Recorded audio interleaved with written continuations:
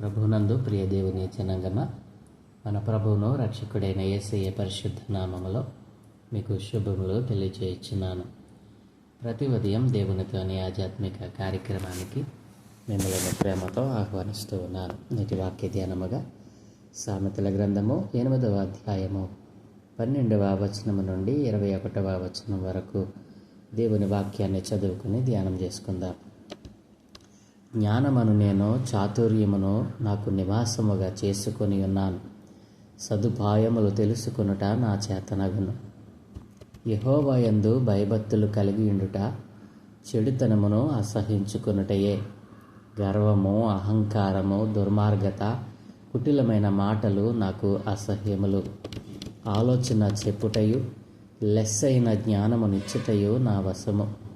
జ్ఞానాధారము నేనే, పరాక్రమము నాదే. నా వలన రాజులు ఏలుదురు, అధికారులు న్యాయమును బట్టి పాలన చేయుదురు. నా వలన అధిపతులను, లోకములోని ఘనులైన న్యాయాధిపతులందరూ ప్రభుత్వము చేయుదురు. నన్ను ప్రేమించు వారిని నేను ప్రేమించుచున్నాను. నన్ను జాగ్రత్తగా వెదుకువారు నన్ను కనుగొందురు. ఐశ్వర్య ఘనతలను, స్థిరమైన కలిమియు నీతియు నా యొద్ద ఉన్నవి. మేలిమి బంగారు కంటెను, అపరంజి కంటెను నా వలన కలుగు ఫలము మంచిది. ప్రశస్తమైన వెండి కంటే నా వలన కలుగు వచ్చుబడి దొడ్డది. నీతి మార్గమునందును న్యాయ మార్గముల యందును నేను నడుచుచున్నాను. నన్ను ప్రేమించు వారిని ఆస్తికర్తలనుగా చేదును, వారి నిధులను నింపుదును. ఆమెన్. ప్రభునందు ప్రియ దేవుని జనాంగమా, చదవబడిన లేఖనము నిమిత్తమై ప్రార్థన చేద్దాం. మమ్మల్ని మిక్కిలిగా ప్రేమించుచున్న మా ప్రియ తండ్రి, మీ ఘనమైన ఉన్నతమైన మనకి స్తోత్రాలయ. ఏ మంచి లేని మా బ్రతుకులలో మరొక నూతన దినాన్ని దయచేసినందుకే వందనాలు తండ్రి. ఈరోజు మేము ధ్యానం చేటు కొరకు చదువుకున్న ఈ లేఖన భాగాన్ని మా అందరి కొరకు దీవించండి. ఈ లేఖన భాగంలో నుండి కొన్ని ఆత్మీయ పాఠాలు మీరే మాకు బోధించి నేర్పించమని యేసయ్య పరిశుద్ధ నామమున ప్రార్థించి వేడుకుంటూ ఉన్నాము తండ్రి. ఆమెన్. ప్రభునందు ప్రియ దేవుని జనాంగమా, నిన్నటి దినాన్న ఈ 8వ అధ్యాయము మరి జ్ఞానాన్ని ఒక వ్యక్తిగా చిత్రీకరిస్తూ దాని గొప్పతనాన్ని, ప్రాముఖ్యతను, అంతకంటే ముఖ్యమైనది జ్ఞానము దైవిక మూలాన్ని అద్భుతంగా వివరిస్తూ ఉందని, జ్ఞానం యొక్క స్వరూపాన్ని, దాని యొక్క ప్రయోజనాలను, సృష్టిలో దాని పాత్రను నొక్కి చెబుతూ ఉందని ఈ అధ్యాయం యొక్క ఉపోద్ఘాతంలో మనం నేర్చుకున్నాం. అలానే ఈ అధ్యాయాన్ని 4 భాగాలుగా మనం విభజించినప్పుడు మరి 4 భాగాలుగా దీనిని మనం విడగొట్టి ధ్యానం చేసినప్పుడు మొదటి భాగము జ్ఞానం యొక్క పిలుపు అని, మరి 1వ వచనం నుండి 11వ వచనం వరకు ఉన్నటువంటి ఆ లేఖన భాగాలను మనం నిన్నటి దినాన మనం ధ్యానం చేసాం. జ్ఞానం యొక్క పిలుపు, ఈ లోక సంపద, ఈ లోకంలో ఉన్నటువంటి వాటన్నిటికంటే జ్ఞానము మరి చాలా విలువైనదని, అందుకే జ్ఞానము వీధులు, కోడళ్ళు, పట్టణ ద్వారాలు, మరి అనేక ప్రాంతాలలో, అనేక ప్రదేశాలలో మరి మూలన నిలబడి తన స్వరాన్ని వినిపిస్తూ ఉందని, ఆ జ్ఞానం పొందుకోమని, ఆ జ్ఞానం పొందుకోవటానికి అవకాశాన్ని కలిగిస్తుందని, జ్ఞానాన్ని మరి ఎలా వెతకాలో మరి నిన్నటి దినాన మనం మరి జ్ఞానం యొక్క పిలుపు అనేటువంటి మరి భాగాన్ని మనం ధ్యానం చేసాం. ఈరోజు 2వ భాగమైనటువంటిది జ్ఞానం యొక్క లక్షణాలు మరియు ప్రయోజనాలు.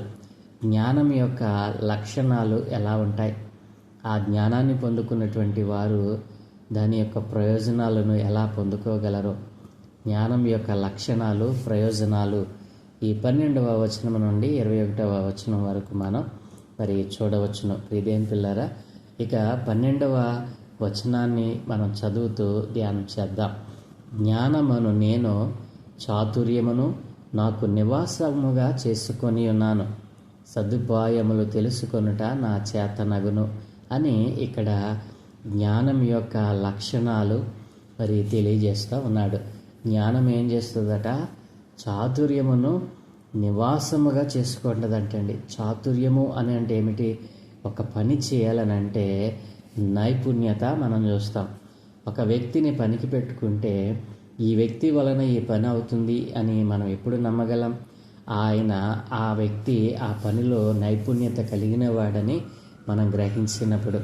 జ్ఞానమట ఇట్లాంటి కఠినమైనటువంటి కష్టతరమైనటువంటి ఒక పని జరిగించుకోవటానికే చాతుర్యము కలిగిన అంటే నైపుణ్యము కలిగిన వ్యక్తిని ఎలా ఎంపిక చేసుకుంటామో జ్ఞానమట చాతుర్యమును తనకు నివాసముగా చేసుకుంటుందంటండి. జ్ఞానము కలిగిన వ్యక్తి నైపుణ్యతతో నిత్యము ఏ పని చేసినా జ్ఞానముతో చేయటానికి, నైపుణ్యత కలిగి చేయటానికి జ్ఞానము సహాయం చేస్తుందంటండి. జ్ఞానము చాతుర్యమును నాకు నివాసముగా చేసుకుని ఉన్నాను అని, సదుపాయములు తెలుసుకొనుట నా చేతనగును అని జ్ఞానము మనకు బోధిస్తూ ఉంది. జ్ఞానము సంపాదించిన వాడు నైపుణ్యముతో పనిచేస్తాడు. నైపుణ్యము కలిగినటువంటి పని ఇతరులకు అది ఎంతో ఉపయోగకరంగా మారుతుంది. జ్ఞానము ఎలాంటిది, దానివల్ల సమకూడే ఫలితాలు ఎలాంటివి అన్న విషయంపై మనం కొంత సమాచారాన్ని సేకరించినట్లయితే కొంత తెలుసుకోవడానికి మనం ప్రయత్నం చేద్దాం. జ్ఞానం అంటే మన దైనందిన జీవితాలతో సంబంధం లేని ఏదో అలౌకిక వేదాంత వితర్కం కాదు. అర్థమైంది కదా? జ్ఞానం అంటే మన దైనందిన జీవితాలతో సంబంధం లేని ఏదో అలౌకిక వేదాంత తర్కం అనేటువంటిది కాదు. కానీ జ్ఞానానికి జీవితంలో మన ప్రవర్తన ఎలా ఉండాలి అనే విషయానికి సన్నిహిత సంబంధము కలిగి ఉంది. జ్ఞానము కలిగిన వ్యక్తి ఎలా నడవాలో, ఎలా ఆలోచించాలో, ఎలా ప్రవర్తించాలో అన్నీ కూడా జ్ఞానమే అతనికి చాతుర్యముగా నైపుణ్యతను కలుగు చేస్తుంది. ఎలా మాట్లాడాలో, జీవితంలో ఎలా ప్రవర్తించాలో, ఎలా ఉండాలో అనేకమైనటువంటి విషయాలను జ్ఞానము కలిగి ఉంటుంది. ప్రియమైన పిల్లరా, మనం ప్రేమించే వారి దగ్గరికి మనం ఎలా పరిగెత్తుతామో జ్ఞానం కూడా దాన్ని ప్రేమించే వారి చెంతకు అలాగే వస్తుందంటండి. ప్రియమైన పిల్లరా, ఒకవేళ జ్ఞానము ఇహలోక సంబంధమైన సంపదను కూడా ఇవ్వవచ్చు.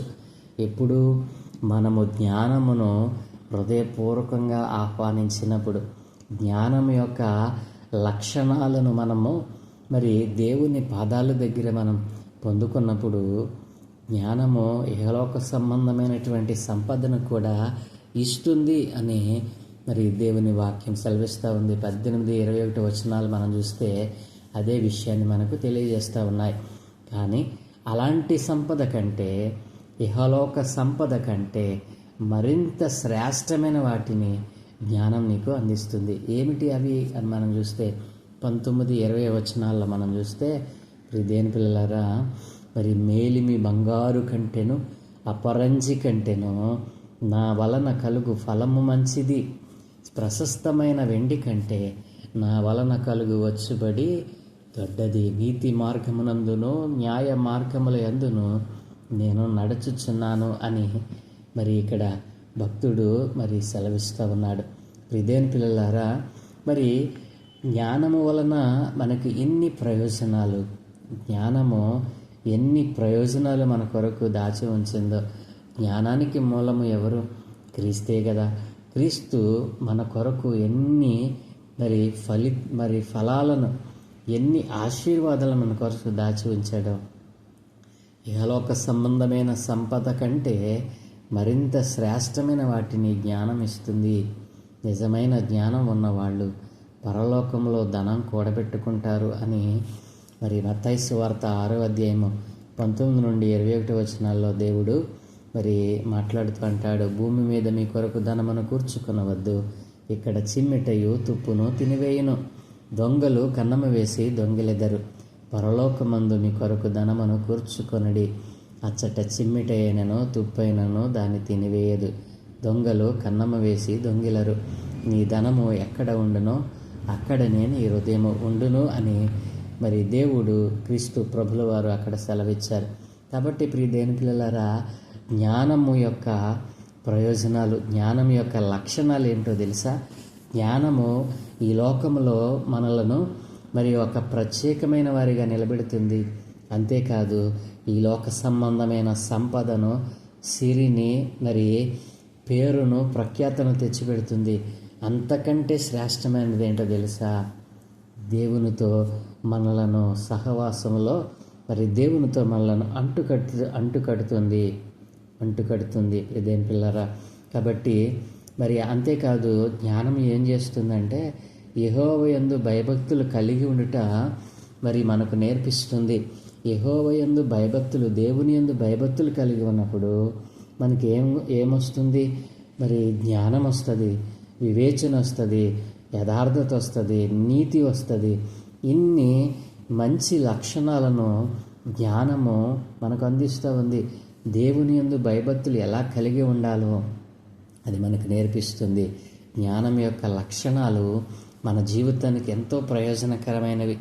ఎంత ప్రయోజనకరమైనటువంటి విషయాలను పక్కన పెట్టి ఈ రోజున దేవుడంటే భయభక్తులు లేకుండా, చెడుతనమును అసహించుకొనకుండా, గర్వము, అహంకారము, దుర్మార్గత, కుటిలమైన మాటలతో హృదయాన్ని నింపుకొని దేవుని యొక్క మార్గము నుండి తప్పిపోయిన వారు, దేవుని నీతి న్యాయములను జరిగించకుండా, దేవుని ఆజ్ఞలను పాటించకుండా పతనమైపోతున్న వారు అనేకములు మనకు చూస్తూ ఉన్నాం. నా ప్రియదేని పిల్లల జ్ఞానం ఏం చేస్తుందో తెలుసా? దేవుని యందు భయభక్తులు కలిగి ఉండుటయే, చెడుతనమును అసహించుకున్నటయే. ప్రియదేని పిల్లల గర్వము, అహంకారము, దుర్మార్గత, కుటిలమైన మాటలు మరి జ్ఞానము కలిగిన వాడికి అసహ్యంగా కనపడతాయి.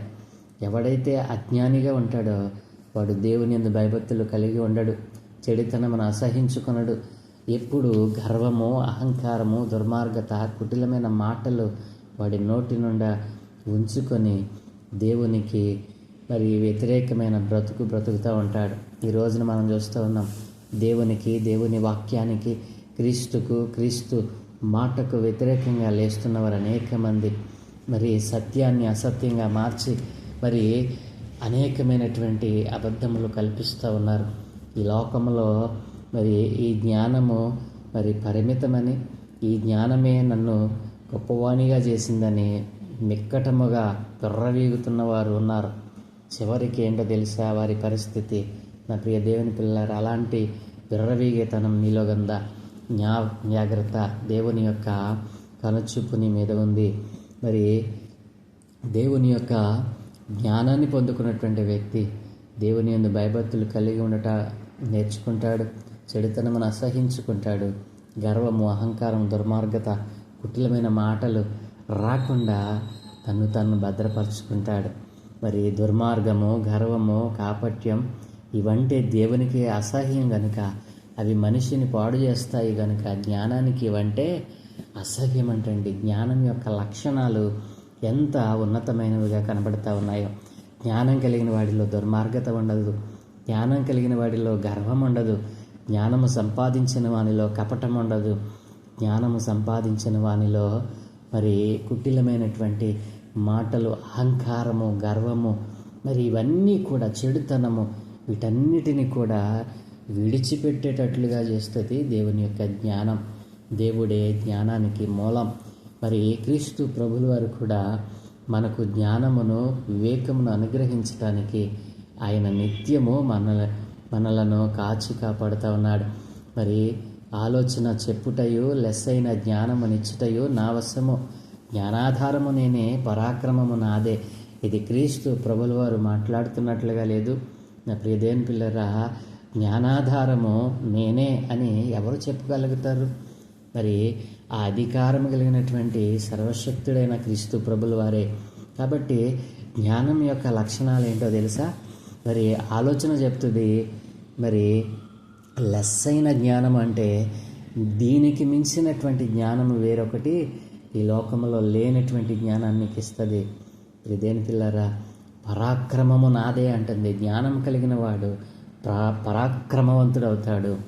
జ్ఞానము కలిగిన వాడు మరి గొప్ప యుద్ధశాలి అవుతాడు. ఇదేని పిల్లరా, అనేక మంది భక్తులు ఈ జ్ఞానమును పొందుకొని మరి అనేక రాజ్యాలను, మరి ఇశ్రాయేలు జనాంగాన్ని, ఇశ్రాయేలు యోధ మరి దేశమును అనేక సంవత్సరాలు ఏకఛత్రాధిపత్యంగా ఎలగలిగారు. ఈ జ్ఞానము చొప్పుననే మరి ఈ గ్రంథకర్త అయినటువంటి సొలొమోను మహారాజు కూడా మరి ఈ జ్ఞానము చొప్పుననే రాజ్య పరిపాలన చేయగలిగాడు. మరి జ్ఞానం అంటుంది, ఆలోచన చెప్పుటయు లెస్సైన జ్ఞానమునిచ్చుటయు నా వశము. నీకు మంచి ఆలోచన కావాలా, లెస్సైన జ్ఞానం కావాలా, అయితే దానిని ఇచ్చేటువంటి దేవుని మీద ఆధారపడు. దానికి ఆధారము ఆయనే, పరాక్రమం కూడా ఆయనదే.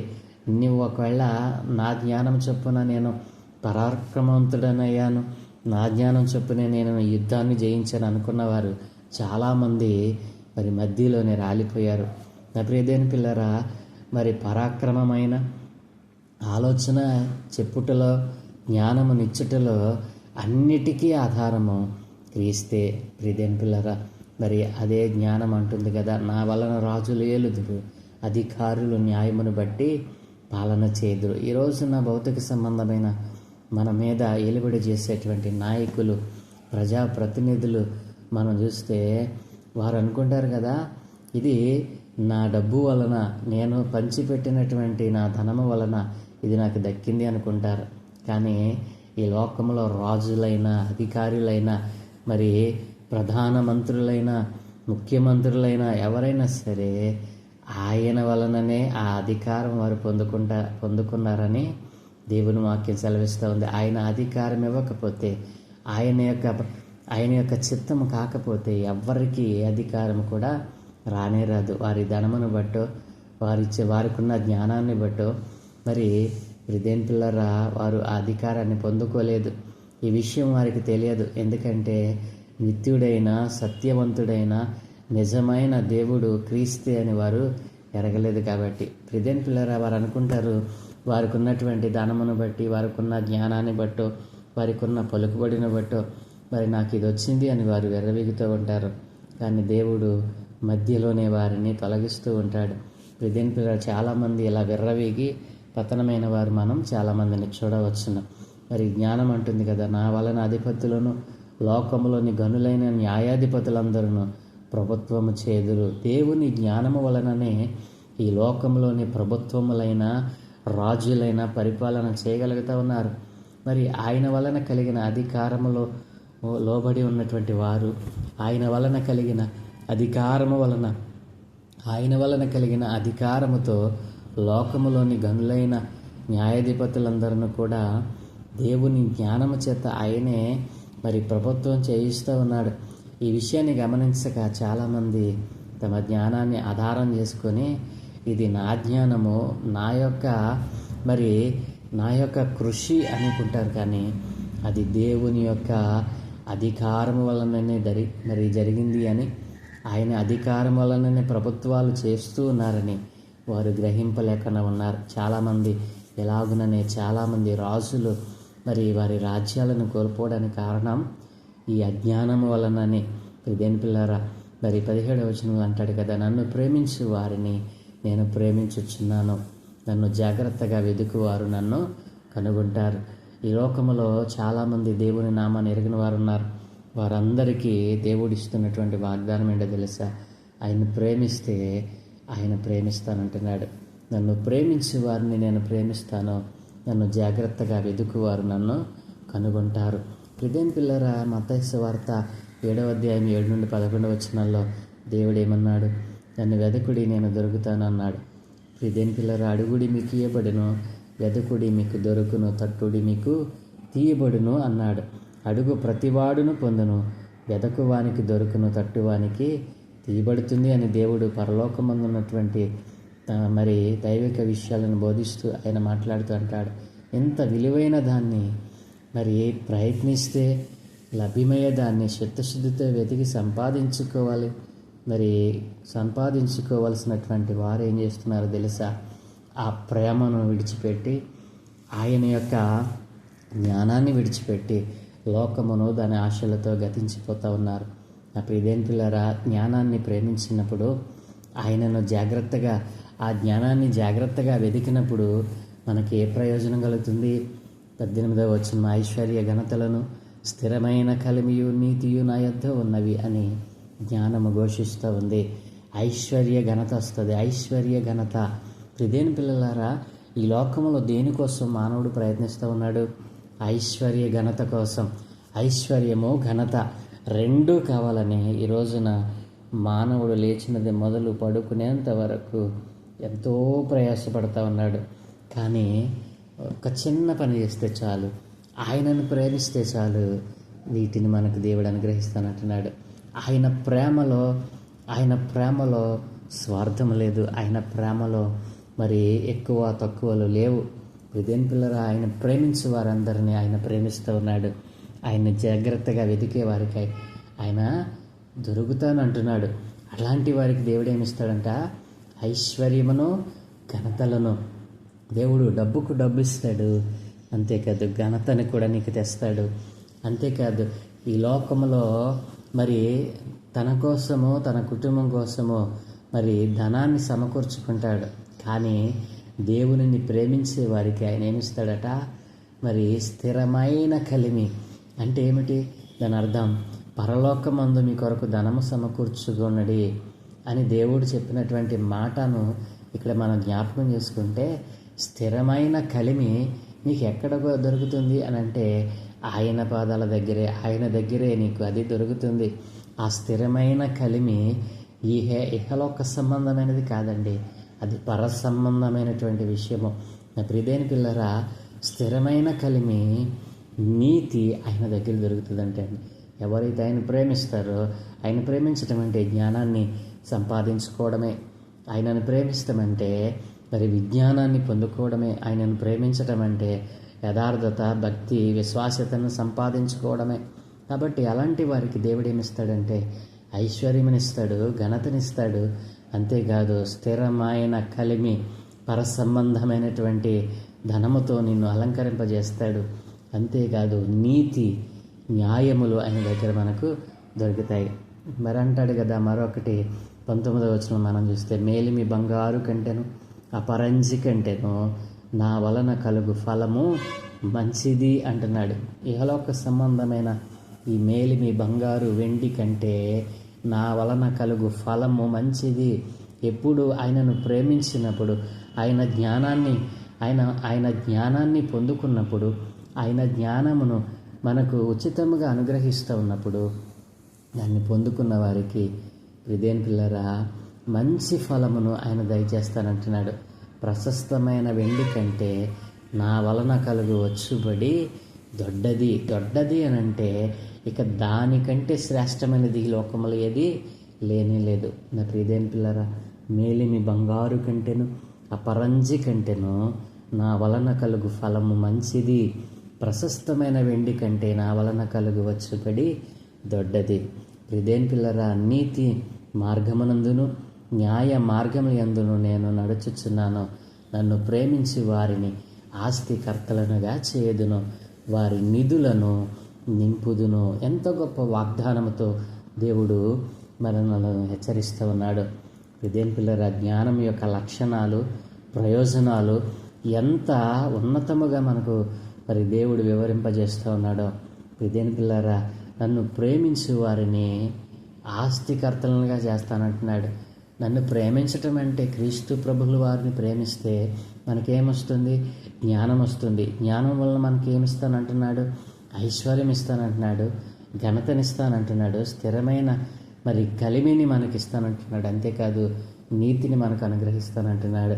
అంతేకాదు మరి ఆయన మంచి ఫలములతో మనలను అలంకరింపజేస్తానంటున్నాడు. ఇదేం పిల్లరా, నీతి మార్గమందు నడిపిస్తానంటున్నాడు. మరి ఆయనను ప్రేమించి వారిని చివరిగా ఏమంటున్నాడు తెలుసా? ఆస్తికర్తలుగా చేస్తాడంట, వారి నిధులను నింపుతాడంటండి. ప్రియ దేవుని జనాంగమా, ఇటు జ్ఞానాన్ని కోల్పోయి ఇటు జ్ఞానాన్ని సంపాదించుకునకుండా ఈ లోకములో ఇహలోక సంబంధమైన సంపద, సిరి కోసము ప్రాకులాడుతున్నావా? అయితే ఇదే అనుకూల సమయం, ఇదే రక్షణ దినం. ఈరోజే ప్రభు ఇచ్చే జ్ఞానాన్ని సంపాదించుకో. ఆ జ్ఞానము నీకు మరి ఇహలోక సంబంధమైన ధనము కాదు, కానీ మరి స్థిరమైన కలిమిని నీకు ఇస్తానంటుంది. కాబట్టి జ్ఞానం యొక్క లక్షణాలు, దాని ప్రయోజనాలు ఎంత ఉన్నతమైనవో దేవుడు మనకు ఈరోజు తన లేఖనంలో నుండి మనతో మాట్లాడాడు. నా ప్రియ దేవుని జనాంగమా, ఎంతకాలము ఆయన జ్ఞానాన్ని తిరస్కరిస్తావు? ఎంతకాలము ఆ జ్ఞానం వలన కలిగే ప్రయోజనాలను నువ్వు కోల్పోతావో ఒక్కసారి నువ్వు పరిశీలన చేసుకో. దేవుని యొక్క ఉన్నతమైనటువంటి, దేవుని యొక్క బలమైనటువంటి వాక్య లేఖనాలను పరిశోధన దేవుని పరిశుద్ధ గ్రంథాన్ని నిత్యము చదువుతూ మరొక్కసారి నా ప్రియ దేవుని జనాంగమా, దేవుని వాక్యాన్ని మరలా చదివి ధ్యానం చేసి దేవుడు మీతో మాట్లాడితే ఎంత సమయాన్ని, ఎంత జ్ఞానాన్ని దేవుని సన్నిధిలో నుండి కోల్పోయావో నీవు ఒక్కసారి నువ్వు బేరీజు వేసుకొని దేవుని చిత్తంలోనే నీవు ఉన్నావా? ఒకవేళ లోక సంబంధమైన అపవాది చిత్తంలో నీవు ఉన్నావా? నువ్వు పరిశీలన చేసుకో. ఇప్పుడైనను దేవుడిచ్చేటువంటి ఆ దైవికమైన జ్ఞానాన్ని సంపాదించుకొని స్థిరమైనటువంటి నిత్య జీవాన్ని సంపాదించుకో. నీ దేవుడు నీ కోసము తన చేతులు జాచి ఇంకనూ ఆయన వేచి ఉన్నాడు. కాబట్టి జ్ఞానం యొక్క ప్రయోజనాలు ఎన్ని కోల్పోయావో ఒక్కసారి పరిశీలన చేయి. దేవుడు అలాంటి మనస్సు నీకు అనుగ్రహించునుగాక. ప్రార్థన. దయగలిగిన తండ్రి, కృపగలిగిన దేవ, మీ ఘనమైన ఉన్నతమైన మనకి స్తోత్రాలయ. ఏ మంచి లేని మా బ్రతుకులలో మరొక నూతన దినాన్ని దయచేసినందుకే వందనాలు తండ్రి. జ్ఞానము యొక్క లక్షణాలు, దాని యొక్క ప్రయోజనాలు ఎన్ని మా కొరకు దాచి ఉంచారో, ఈ జ్ఞానమును పొందుకొనకుండా నాయన ఎన్ని ప్రయోజనాలు పోగొట్టుకున్నామో అయ్యా లెక్కలేదు నాయన. ఇప్పుడైనను తండ్రి జ్ఞానవంతులుగా మారి నీ జ్ఞానమును సంపాదించుకొని అయ్యా ఇదిగో నీ ఆజ్ఞ ప్రకారము జీవించే భాగ్యము ప్రతి ఒక్కరికి దయచేయమని, కోల్పోయిన ప్రయోజనాలు ఎన్నో ఈరోజు నైనా ఈ మాటలు వింటున్న వారు ప్రతి ఒక్కరూ గ్రహించేటట్లుగా వారి మనసులను తెరవమని, నీ జ్ఞానాన్ని సంపాదించుకొని తద్వారా మీరిచ్చేటువంటి ఆ ప్రయోజనాలను అయ్యా వారి కుటుంబము సమస్తమును పొందుకోవడానికి కృప చూపమని, ఈ దినం మీ చేయి పనులన్నింటినీ మీకు అనుదృష్టి ఉంచి మీ దూతల కాపుతలను గ్రహించి మీరే మహిం పొందుకోమని యేసయ్య పరిశుద్ధ నామమున ప్రార్థించి వేడుకుంటూ ఉన్నాము తండ్రి. ఆమేన్, ఆమేన్, ఆమేన్.